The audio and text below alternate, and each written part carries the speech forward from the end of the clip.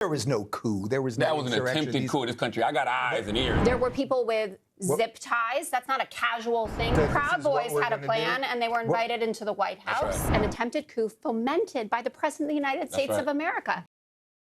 Jessica Tarlov went on a panel with Piers Morgan, Dave Rubin, and for some reason Charlemagne the God, where she absolutely took over and shut down both Piers and Dave Rubin multiple times over attempted lies in only the way that Jessica can. I guess 2v1 was a bit easier for her to manage, being used to 4v1s, as she was on absolute fire the entire time. Let's start with January 6th, as she does not let both Dave Rubin or Piers Morgan downplay the insurrection. There was no coup. That was an attempted coup in this country. I got eyes and ears. I'm not a political expert, was there but I know what I saw. Was there a plan? Did anyone have a piece of paper that said Proud Boys had a plan, and they were invited into the White House.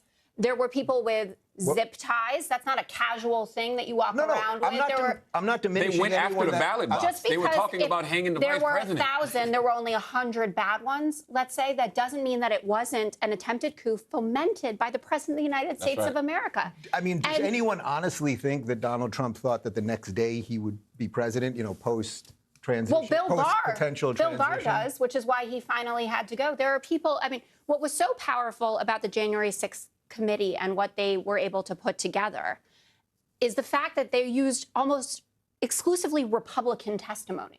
People who had worked for him. I mean, look at the text messages from his own son. Multiple members of both the Proud Boys and Oath Keepers were charged with seditious conspiracy for their actions on that day because they orchestrated plots they had been part of for weeks prior to the date. And Donald Trump absolutely fermented that with his rhetoric, which was part of his own scheme that included months of misinformation leading up to the election, stating in multiple speeches that the only way he can lose is if it's fraudulent and they steal it, then pressuring high-ranking officials to accept his alternate and fraudulent slate of electors that were going to just sign him up on the ballot. And when that didn't work, then pressuring the Vice President Mike Pence to just unilaterally overthrow the election. And you're damn right. You were damn right that he was hoping that those riots would delay the peaceful transfer of power and the certification of the ballots so he could have more time to enact his scheme, as he didn't call for reinforcements right away. He sat back, feet kicked up, but you know what he did continue to do? He continued to pressure Pence to overthrow those results so they could go back to the House, where he had enough Republican seats held that he could get the votes needed to remain in power. Even in the last 48 hours, we went from Iowa. I was there, I was on air, and I said this is a big accomplishment for him.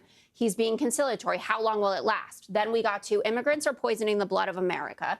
Then defaming a woman who he's been charged. They found him guilty of sexually assaulting her. He continues with that. He's talking about how magnets work in water, using ID to buy a loaf of bread. It's not like people who are at home are saying, this guy's got it together and this guy doesn't. Spot on. People who love to point out Joe Biden's gaffes often ignore how out of touch with reality Trump has gotten. Some of the things he says are inexcusable, while Biden stutters and walks the wrong way off stage. You tell me which is more gone. Trump forgets what state he's in, who he's running against, says you need ID for bread, Republicans eat their young. I think at best, Republicans can push for it being an even playing field, but I would say that Biden has the slight edge. If you look at the actual reality of Trump's presidency pre-COVID, the economy was booming. Yeah. We had the Abraham Accords, lowest all-time Black unemployment, lowest all-time Latino unemployment. This is a great indication of how you use numbers to lie. While unemployment did in fact reach a record low under Trump, most of that can be attributed to Obama, not him.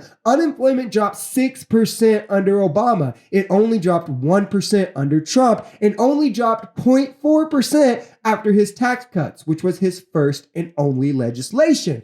And unemployment is lower now, has been for longer, and the exact same can be said for Black unemployment. And while Donald Trump never once outperformed Obama's last 3 years in job growth, Biden has more than doubled Trump's job growth monthly. So whatever boom Dave Rubin is trying to attribute to Trump should be attributed to Obama instead, and every metric he listed to do so is currently stronger under Biden. If you enjoyed this video, we're Social Society. We're a commentary channel influenced by politics, society, and the economy. We are pretty left-leaning on this channel, but we're open to our right-wingers as well. The biggest thing here is having conversations that get everyone to the bottom of the truth. If that sounds like something that could interest you, consider smashing that subscribe button. leaving us a like, or even commenting on this video, because the only way we become a society is together.